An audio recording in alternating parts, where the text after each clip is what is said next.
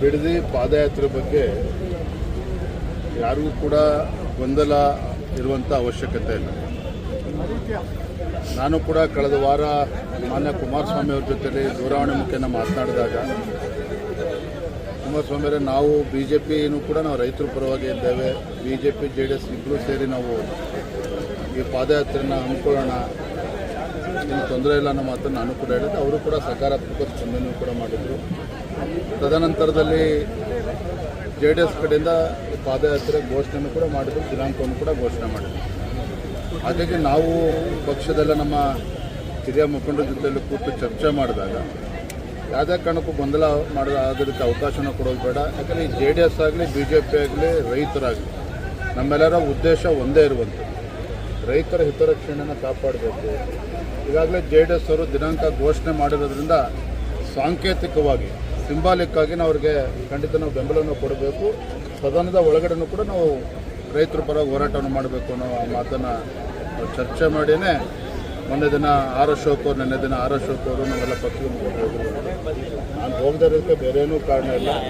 ಪೂರ್ವ ನಿಗದಿತ ಕಾರ್ಯಕ್ರಮ ಚಿಕ್ಕಬಳ್ಳಾಪುರ ಕೋಲಾರ ವಿಧಾನ ಪರಿಷತ್ ಚುನಾವಣೆ ನಿಮಿತ್ತ 2-3 ಬಾರಿ ಕಾರ್ಯಕ್ರಮಗಳು ನಿಗದಿಯಾಗಿ ಕ್ಯಾನ್ಸಲ್ ಆಗಿತ್ತು.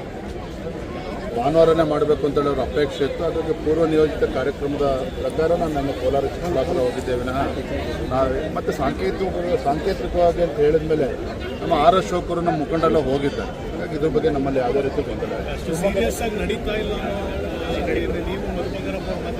ಅಷ್ಟೇ ರೀ. ದಯವಿಟ್ಟು ಹಂಗೆ ತಪ್ಪು ತಿಳ್ಕೊಬೇಡಿ. ಅಶೋಕ್ ಅವರು ಏನು ಹೇಳಿದ್ರು, ವಿರೋಧ ಪಕ್ಷದ ನಾಯಕರು ಸಾಂಕೇತಿಕವಾಗಿ ನಾವು ಬೆಂಬಲವನ್ನು ನೀಡ್ತಾ ಇದ್ದೇವೆ ಅಂತ ಹೇಳಿದ್ದೇನೆ. ನಾನು ಅದನ್ನೇ ಇಂಗ್ಲೀಷಲ್ಲಿ ಸಿಂಬಾಲಿಕ್ ಆಗಿ ನಾವು ಇದು ಮಾಡ್ತಾ ಇದ್ದೇವೆ ಅಂತೇಳಿ ಬೆಂಬಲ ನೀಡಿದ್ದೇವೆ ಅಂತ ಹೇಳಿದ್ದೇನೆ. ಇದು ಎರಡನೇದು, ನಾನು ಹೇಳಿರ್ತಕ್ಕಂಥ ಉದ್ದೇಶ ನೀವು ತಪ್ಪು ತಿಳ್ಕೊಳ್ತಾ ಇದ್ದೀರಿ.